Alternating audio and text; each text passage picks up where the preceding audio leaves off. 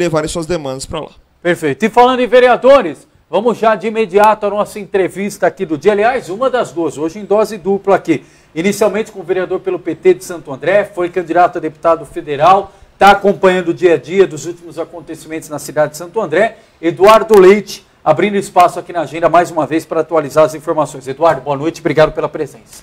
Boa noite, Leandro, eu que agradeço. Carlos, também é sempre um prazer vir aqui conversar com vocês no RD, mas hoje é um dia triste, né? Verdade. Eu estava acompanhando a entrevista anterior, a pauta anterior.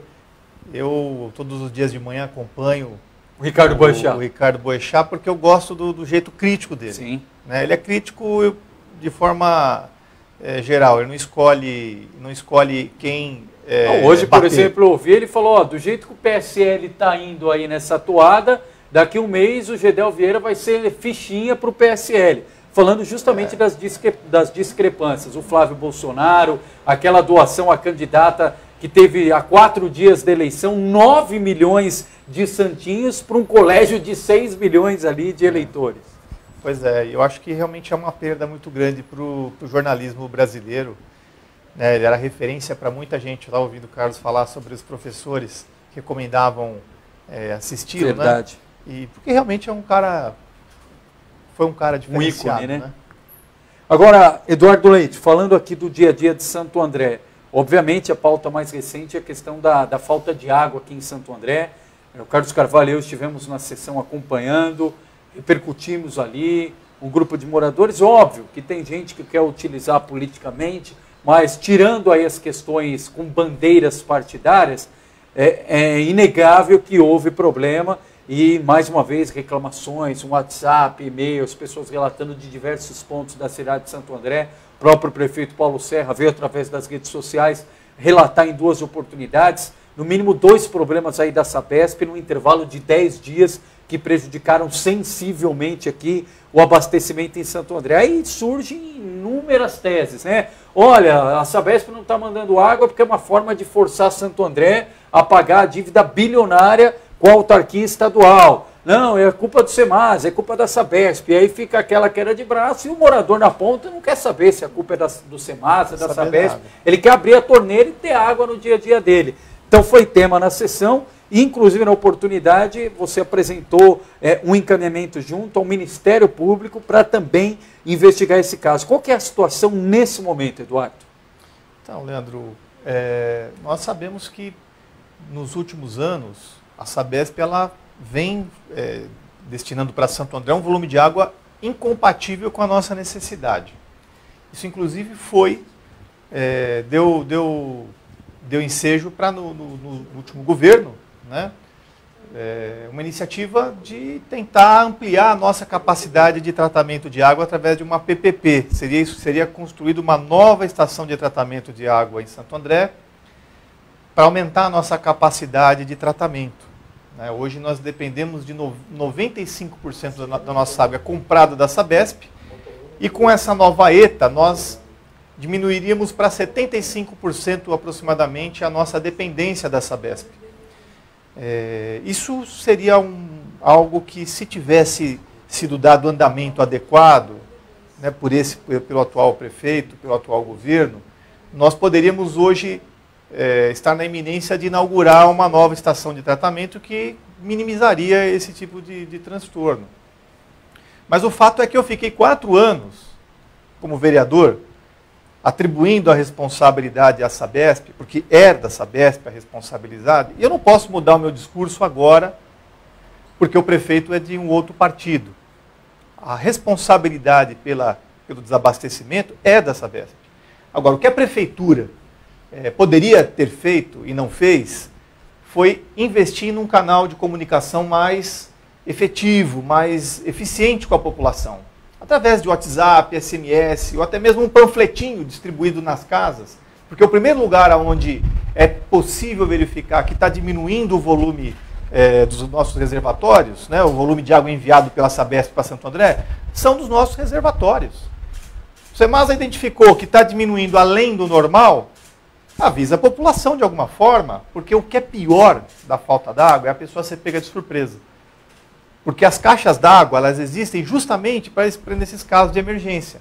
acabou a água fornecida pelo Semasa, pela Sabesp, enfim, acabou, não está chegando água na residência, pela rede de distribuição, tem a caixa d'água como uma emergência.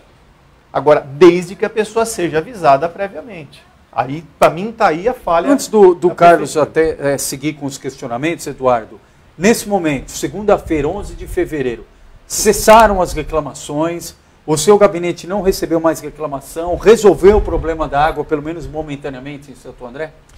Olha, diminuiu o número de pessoas reclamando, mas ainda percebo nas redes sociais, em algumas regiões, alguns moradores reclamando que está sem água, né? Em alguns lugares ainda tem algum ou outro morador reclamando, embora eu sinto que diminuiu um pouco. Agora você mencionou, o que eu fiz? Assim que nós voltamos do recesso parlamentar, foi mais ou menos no final do recesso, né, que começou a acontecer esse episódio, foi se agravando. Nós fizemos uma representação ao Ministério Público, pedindo duas providências. Primeiro, multa para a Sabesp, caso ela não forneça a quantidade de água que nós precisamos. Nós recebemos bem abaixo do que nós precisamos. E segundo, obriga a Prefeitura a criar um mecanismo de comunicação mais rápido, né, para as pessoas poderem se preparar. Essa foi a medida que nós entendemos que nesse momento era a mais adequada, né, porque o problema nós sabemos qual que é. Está faltando água na torneira das pessoas. As causas nós conhecemos. Uma delas, a principal, é a Sabesp não tratar a nossa cidade como deveria. E a Sabesp, é importante dizer, que é uma empresa de economia mista e que investe muito pouco em saneamento básico no estado de São Paulo, perto do seu potencial, porque visa lucro. Né? São Paulo não é um exemplo de tratamento de esgoto, sendo um estado rico como tendo uma companhia que existe há décadas como a Sabesp, nós deveríamos tratar 100% do nosso esgoto. E essa não é a nossa realidade. Carlos Carvalho. Boa noite, Eduardo. Bem-vindo aqui novamente ao IDTV. Mas, assim, foi resolvido para agora, né? A gente não sabe o que vai acontecer daqui para frente. Sim. A gente sabe que tem outros problemas que podem vir, inclusive ainda segue o problema da dívida, segue a questão que muitos consideram que a Sabesp está pressionando o Santo André para vender o Semasa, para entregar o Semasa à Sabesp. Exatamente. Como resolver essa equação? Porque falta d'água, você consegue tecnicamente resolver por um determinado período, mas a gente tem uma dívida que ainda corre. Como resolver isso? Porque a maioria quer que mantenha o Semasa e que a Sabesp faça o trabalho dela direito. Outros defendem a entrega. Como é que se resolve a situação? Olha, o primeiro passo é despartidarizar essa discussão. Teve candidato que durante as eleições, o atual prefeito disse durante as eleições que o problema do Semasa era gestão, a falta d'água era... O problema do Semasa não, o problema da falta d'água era gestão. E não era. Não era gestão. Era a política da Sabesp de diminuir o volume de água para a nossa cidade. Essa dívida que existe, que a Sabesp alega que Santo André deve não sei quantos bilhões de reais, é uma dívida que é calculada com base num valor que a Sabesp cobra do município de Santo André sem haver um contrato, sem expor a planilha de como a Sabesp chega ao valor do metro cúbico de água, ela simplesmente cobra um valor, estipulou que vale tanto, não existe um contrato entre a Sabesp e a Prefeitura onde esteja previsto o valor do metro cúbico de água, um belo dia estabeleceu esse valor e vem cobrando ao longo dos últimos anos. Né? Então essa dívida ela precisa ser auditada para que a gente crie condições em Santo André de resolver esse problema e manter o Semasa. Ele é um equipamento importante para Santo André, uma autarquia que não cuida apenas da água. Pouca gente sabe, mas trata da coleta de lixo, executa obras de drenagem na cidade, de combate à enchente, de coleta de esgoto, enfim. Né, o Semasa vai muito além da distribuição da água. E os municípios onde são atendidos pela Sabesp, é muito difícil controlá-los, controlar a qualidade do serviço oferecido pela Sabesp. Como nós, vereadores, temos poder para cobrar do Semasa, cobrar do prefeito. Né? A Sabesp não permite isso, porque é um órgão estadual, uma empresa de economia mista, cujo Estado é detentor de 51% das suas ações. Então, nós precisamos discutir essa dívida de forma despartidarizada. O município precisa se unir para enfrentar a Sabesp, enfrentar esse valor absurdo que vem sendo cobrado, exigir a planilha, exigir que a água fornecida para nós seja cobrado um valor justo, né? E então, deixar claro que não é problema de gestão. O internauta que está em casa, Eduardo, pode falar o seguinte: bom, tudo bem, mas enquanto está esse ínterim, enquanto não se chega a uma conclusão, mas segue essa história de cobrar a Sabesp, o município reconhece uma parte da dívida muito menor do que a Sabesp cobra, a verdade é que na ponta o município está perdendo duplamente. Exatamente. Só Santo André está pagando a dívida, porque parte disso, o Carlos lembrava nas últimas transmissões, a Sabesp fala que é mais de 3 bilhões aí a dívida. A Sabesp fala em quase 4 bilhões, cerca de 4 bilhões, isso. Mas oficialmente são 430 milhões que já foram judicializados, isso, virou precatórios. Então, nós estamos falando de $500 milhão que já virou precatório, enquanto segue essa discussão. E também, enquanto segue essa discussão, fruto de pressão ou não se tem a quantidade de água, ou a pressão de água suficiente para abastecer toda a cidade de Santo André. Exato. Como é que o morador pode ter certeza que enquanto não se chega a um consenso, e sabe-se lá quando vai chegar, que esse problema não vai se repetir? Por exemplo, o Ministério Público, alguém da Justiça, tem um instrumento, uma ferramenta para fiscalizar qual é a pressão, qual é o volume de água que a Sabesp está mandando para a cidade de Santo André? Então, primeiro assim, independente do valor da dívida, independente de como cada prefeito lidou com esse problema, a Sabesp tem obrigação de mandar água para Santo André no volume que nós precisamos. Ela não pode estabelecer uma diferenciação entre um município em que ela atende 100%, inclusive a distribuição, do município de Santo André, onde a distribuição é feita pelo Semasa. A Sabesp não pode fazer essa distinção. A água é um patrimônio nosso. Inclusive, parte dela recolhida nas nossas represas aqui da região do Grande ABC, a represa Billings. Então, o que o Ministério Público pode fazer, no meu entendimento? Houve uma ação contra a Sabesp, esse foi o pedido da representação que eu fiz, obrigando a Sabesp a fornecer para nós, aqui em Santo André, a quantidade de água que nós precisamos para poder chegar na torneira do morador, da moradora, independente desta dívida. Essa dívida que a Sabesp cobra é uma coisa que tem que ser discutida separado do abastecimento, do fornecimento de água para a nossa cidade. O morador está pagando água em dia. Sim, o morador paga água em dia e se não paga, a Semasa vai lá e corta a água da casa do morador. Certo? Então tem que receber a água em quantidade certa.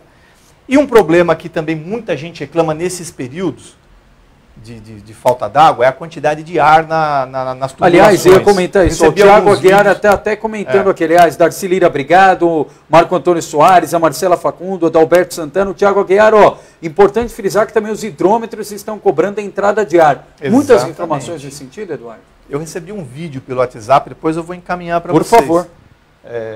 Do morador mostrando, ele mostra nitidamente, ele abrindo o hidrômetro, você vê girando e não tem água. O hidrômetro e não sai água. Né? E é um problema que muita gente reclama já há algum tempo, essa não é a primeira vez. E ali você pode ver nitidamente que ele está pagando por uma água que ele não está consumindo.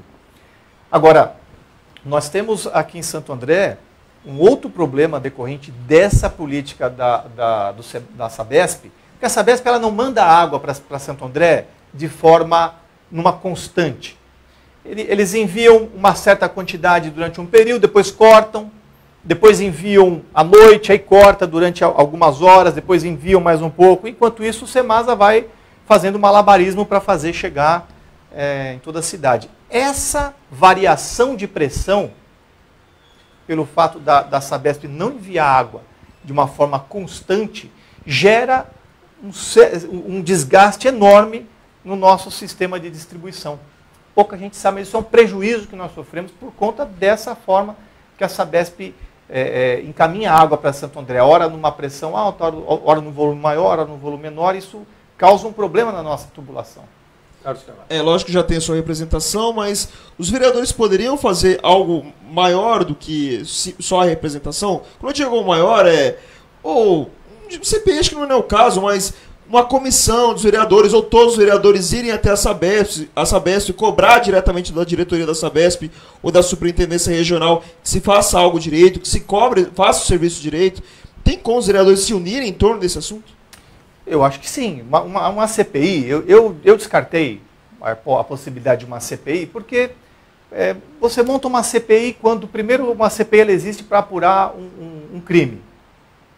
Quando você tem uma notícia de um crime, você monta uma CPI, justifica uma comissão parlamentar de inquérito. Segundo, uma CPI ela vai durar 3 meses, prorrogável por mais 3 meses, aliás, 180 dias, prorrogável por mais 180, e para depois, no final, se for o caso, encaminhar um relatório para o Ministério Público. Nós já encaminhamos um pedido para o Ministério Público, nós pulamos toda essa etapa, já fizemos uma representação denunciando a Sabesp, reclamando da omissão da Prefeitura em relação à informação chegar rápido para o morador. E qual foi a resposta do Ministério Público?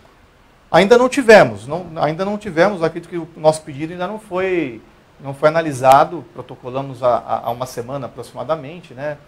E a ideia é que isso, de certa forma, pressione, sirva de pressão. Mas dentro dessa linha que o Carlos pergunta é importante. Agora, a ideia foi boa. A CPI. Mas, por exemplo, traz o novo presidente da Sabesp, convoca ele. Nós não temos poder de convocar. Nem de convidar. Convidar já convidamos e não vem. Não vem. Mas já convidou um novo também? Já, o novo não. Já convidamos em outras ocasiões. É uma tentativa válida. O que nós estamos tentando fazer é fazer com que a Assembleia Legislativa convoque o novo superintendente, presidente da Sabesp. A Assembleia tem essa prerrogativa. Os deputados estaduais têm essa prerrogativa. Nós, vereadores, nós podemos convocar o superintendente da Sabesp, do Semasa, e nós já fizemos isso. Fizemos protocolamos um documento convocando ele para comparecer à Câmara para explicar, né, o que está acontecendo, quais são as medidas que a Semasa vai adotar, o que de verdade, né, o que vem acontecendo, porque num dia a Sabesp anuncia que vai resolver o problema, no dia seguinte está tudo do mesmo jeito. Agora, o presidente da Sabesp quem tem poder é a Assembleia Legislativa, são os deputados estaduais, né? Então nós estamos. Agora, a sua ideia é boa, né? A gente vamos fazer uma comissão, vamos até a Sabesp, mas aí é uma pressão política que é válida. Toda forma de pressão é válida, só não vale ficar sem pressão na torneira, né? Exatamente. Agora, e na ponta? Independentemente dos últimos ocorridos, dos últimos acontecimentos, tem uma saída para equalizar a questão financeira e esse débito que não passe pela venda, privatização ou o que for do Semasa? Tem que buscar um acordo. Eu acho que o que nós temos que buscar com a Sabesp é um acordo. Eu acho que nós perdemos a oportunidade no segundo turno das eleições para o governo do Estado de exigir dos 2 candidatos que disputaram o segundo turno, Dória e Márcio França, o compromisso de intermediar essa negociação, até porque o governo do Estado detém 51% das ações da Sabesp. Então, se o governador do Estado quiser, ele pode ter uma atuação firme para ajudar a gente a resolver esse problema, né? Ele precisa lembrar que nós não somos importantes só na época das eleições, durante o momento de vir pedir voto aqui na nossa cidade. Esse momento nós precisamos do governo do Estado para ajudar a gente a resolver esse problema. Estamos caminhando aqui para a reta final, Eduardo, mas é importante falar também do cenário político, como a gente até destaca no nosso GC para quem nos acompanha. O Carlos Carvalho divulgou a informação aqui recentemente do ex-prefeito Carlos Grana, dizendo que o ex-prefeito João Avalmileno seria um bom quadro para ser o candidato do PT nas eleições de Santo André do ano que vem. Também recentemente tive a oportunidade de entrevistar o João Avalmileno, dizendo, olha, se for consenso, se não tiver prévia e o PT realmente tiver interesse, meu nome está à disposição. E é importante ouvi-lo, porque nesse momento você é a liderança que está mais em ascensão dentro do PT. Disputou a eleição para deputado federal, teve cerca de 20 mil votos aqui na cidade de Santo André, e é o primeiro nome que o pessoal consultou. O Eduardo quer ou não quer ser candidato a prefeito em Santo André pelo PT? Eduardo, faltando aí pouco mais de um ano para a eleição, qual que é a tua avaliação, a tua projeção? Tem intenção, não tem intenção em ser candidato a prefeito pelo PT de Santo André? Bom, primeiro quero falar um pouco sobre o João Vamileno. O João foi um grande prefeito da nossa cidade, é uma figura histórica do PT, tem história no partido, foi vereador, foi dirigente sindical, chegou a ser prefeito, foi reeleito prefeito. Então, tem um currículo muito bom, né? Então, eu acho que, sem dúvida, o João estaria qualificado para esse desafio. Agora, eu penso que não é o momento da gente discutir nomes, nós internamente, no Partido dos Trabalhadores. Nós temos que tomar cuidado para não colocar a carroça na frente dos bois. Nesse momento, nós precisamos, primeiro, discutir, nos organizar internamente. Acabamos de enfrentar uma eleição bastante complicada. Nós precisamos discutir o modelo de Santo André que nós queremos, quais retrocessos aconteceram nos últimos anos, quais as políticas que nós estávamos implantando durante a nossa gestão que deram certo e que precisam ser retomadas, quais as políticas que deram errado, porque nós precisamos ter humildade para reconhecer os nossos erros, nós erramos também, e a partir daí a gente pensar nos nomes que vão representar a nossa chapa. Eu acho que é a última etapa. É a última etapa. Essa etapa é posterior a gente fazer um debate sobre a nossa realidade, sobre a nossa cidade, sobre o que nós queremos para Santo André, como nós vamos enfrentar os nossos desafios. Santo André tem muitos desafios pela frente e nós precisamos dialogar com a população para dar conta de apontar um caminho para a gente lidar com esses desafios. Esse, na minha opinião, é o primeiro estágio. Eu venho me preparando há muitos anos. Fui eleito vereador em 2012, fui reeleito em 2016. Em 2018, aceitei o desafio de ser candidato a deputado federal num momento bastante difícil. E a cada dia estou aprendendo mais. Né? Estou sempre aprendendo e sempre com a certeza de que eu preciso aprender mais. E o PT já fez essa avaliação do que ocorreu no partido nesses últimos anos? Aqui em Santo André, a derrota de 2016 no segundo turno, que foi maior do que qualquer um poderia imaginar. Acho que nem o mais otimista eleitor do Paulinho poderia achar que fosse um 80-20 da maneira que foi. Não foi exatamente 80-20, foi 79-21, uma coisa assim, mas é uma distância muito grande, que é muito difícil de acontecer em qualquer cidade. E agora em 2018, o Turco não foi reeleito deputado estadual. Já fizeram essa avaliação do que o partido se apresentou de errado, se foi questão mais externa, ou seja, da questão nacional que acabou atingindo no município? Já tem essa avaliação? Olha, o que a gente mais faz depois que perde uma eleição é a avaliação. Estamos sempre avaliando. Normal. Eu acho que nós tivemos um momento, uma conjuntura nacional desfavorável, bastante desfavorável, para qualquer candidato que disputou aquela eleição, principalmente aqui no estado de São Paulo, né, tanto que o PT perdeu dezenas de prefeituras. Então foi um cenário nacional, mas também teve falhas em todos os lugares. Né, cada cidade faz a sua avaliação. Né, nós tivemos problemas, né, tivemos eu acredito que houve um otimismo muito grande em relação ao final do governo, na relação principalmente com o governo federal. Né, havia no início do governo uma grande expectativa, vários projetos em parceria com o governo federal em andamento, que nos últimos anos não se consolidaram, e aí faltou recurso para tocar várias obras importantes na cidade. Isso eu acho que teve um impacto grande, né, esse corte de recursos do governo federal, principalmente nos 2 últimos anos, e teve sem dúvida um impacto nas eleições. Né? E outra coisa nós, do Partido dos Trabalhadores, precisamos entender que a sociedade está em constante transformação. O que eu sinto é que muita gente, quando pensa no trabalhador, ainda pensa no trabalhador de fábrica. Às vezes não incorpora no conceito de trabalhador o dono de um salão de cabeleireiro, o farmacêutico, o microempresário, principalmente aquele que o salário, o lucro dele é quase o mesmo que um funcionário. Você pega um cabeleireiro, olha a distância entre o cabeleireiro e o seu ajudante ali, entre um acionista da Volkswagen e um metalúrgico.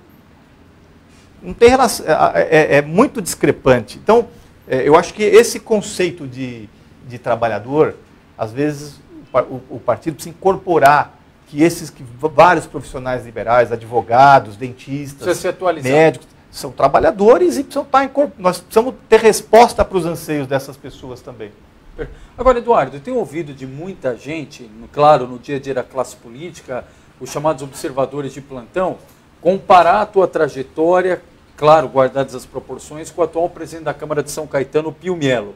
Ou seja, é alguém que milita no PT, no caso do Pio militava, mas que você teria identidade também de sair com o PT e aumentar o teu capital político e a tua inserção na sociedade, que tem uma rejeição ao Partido dos Trabalhadores, mas que você seria um quadro que poderia transitar e migrar para outro partido.